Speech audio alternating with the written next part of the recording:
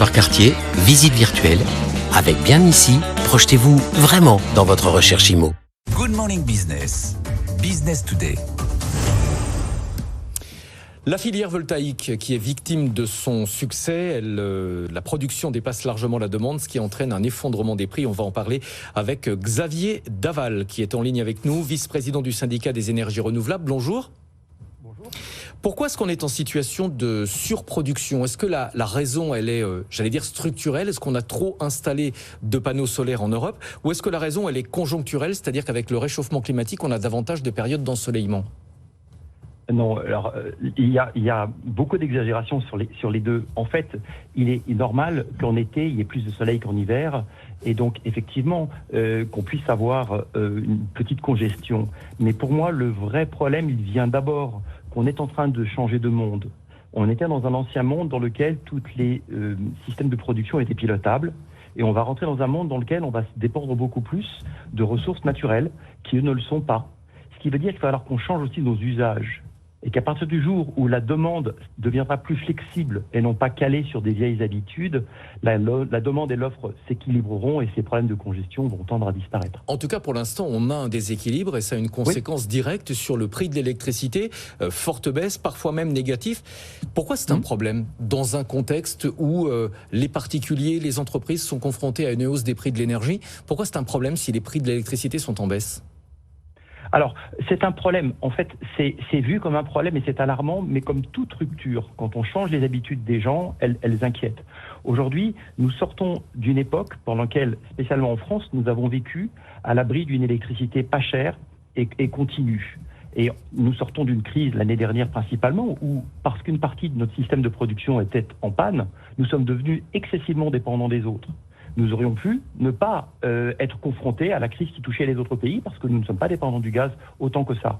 Donc c'est plutôt la défaillance de notre système qui nous a rendus extrêmement vulnérables et donc on commence à s'alarmer sur un peu tout. Alors qu'en vérité, le merit order, la manière dont les énergies sont régulées les unes avec les autres, marche plutôt bien, mais encore une fois en régime établi. En régime de crise, ça marche moins bien, mais comme n'importe quel système. Vous dites qu'il faudra être plus flexible dans la demande, c'est-à-dire faire coïncider les pics de production avec les pics de demande jusqu'à une certaine limite. On ne va pas s'éclairer dans l'après-midi alors qu'on ne pourra plus forcément le faire le soir ou regarder la télé l'après-midi alors qu'on est au travail et ne pas avoir la télé le soir. Enfin, il y a une limite forcément dans cette flexibilité. Ce sont ceux de la presse qu'on a tous les jours, effectivement, ou ceux de certains excentriques qui viennent nous parler que les TGV vont s'arrêter quand il y aura un nuage. Non, dans la vraie vie, c'est pas ça. C'est que en France, on vit. Pardon, hop. Oui.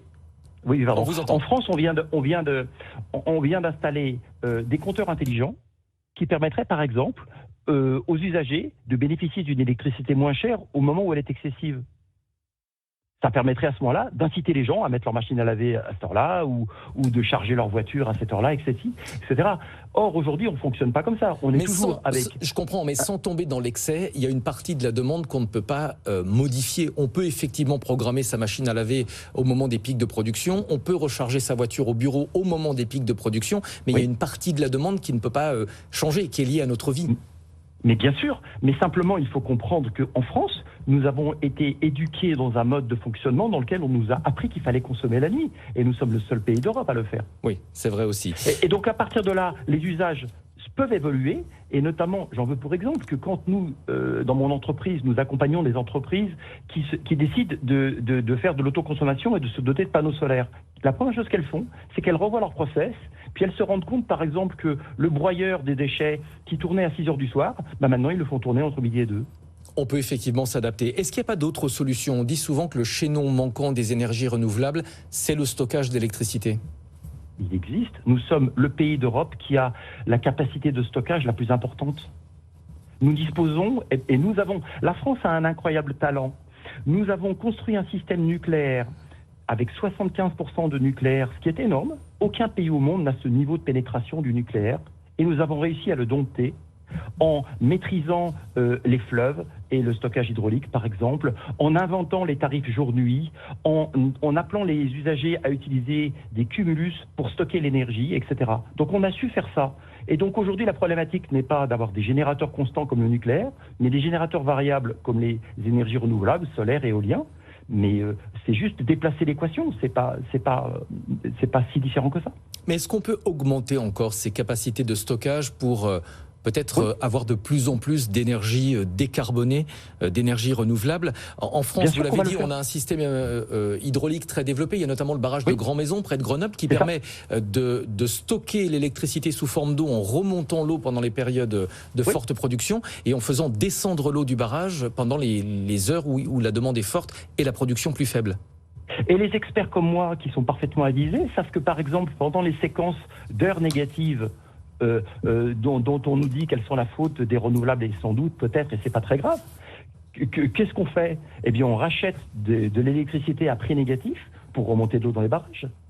Et en tout cas, la situation actuelle, si j'ai bien compris votre point de vue, ne remet pas en cause le développement du photovoltaïque en Europe. Il faut continuer de construire des champs photovoltaïques. Mais bien sûr, et surtout en France. La France, je vous rappelle que nous sommes le dernier de la classe, que nous sommes le seul pays qui a installé moins de panneaux solaires en 2022 qu'il en avait installé en 2021, là où tous les pays avaient 20-30% de croissance. Pourquoi est-ce que la France est en retard? C'est lié à notre parc nucléaire? On s'est un petit peu endormi sur le nucléaire? C'est lié au fait que la France est un pays ancien, j'allais dire, avec une culture administrative excessivement développée et lourde, et qui fait que quand on a une nouvelle énergie qui est un peu en rupture, comme peut être le solaire ou l'éolien, alors rien ne cadre, rien ne marche. Et donc tout est compliqué. Aujourd'hui, pour sortir un projet photovoltaïque d'1 mégawatt, ce qui n'est pas une très grosse puissance, il faut 4 ans. C'est inacceptable. Enfin, du moins, c'est impensable dans d'autres pays où on met 18 mois maximum. Quel est le problème? Est-ce que ce sont les autorisations? C'est beaucoup d'acheminements administratifs qui l'ont, c'est le raccordement qui n'est pas forcément toujours prêt, et puis même, je veux dire, on a tellement dénigré les renouvelables pendant longtemps qu'il y a aussi encore beaucoup de travail de notre part à faire pour convaincre, pour expliquer en quoi ça fait du sens. Mais je voudrais juste donner un point, c'est que l'énergie solaire notamment va être l'énergie de ce siècle, elle va complètement changer la face du monde, surtout dans certains pays qui en ont vraiment besoin, comme l'Afrique par exemple. Mais cette aventure extraordinaire, est-ce qu'on veut que la France y ait une part ou on va juste être spectateur? Merci beaucoup, Xavier Daval, d'avoir été en ligne avec nous. Je rappelle que vous êtes vice-président du syndicat des énergies renouvelables.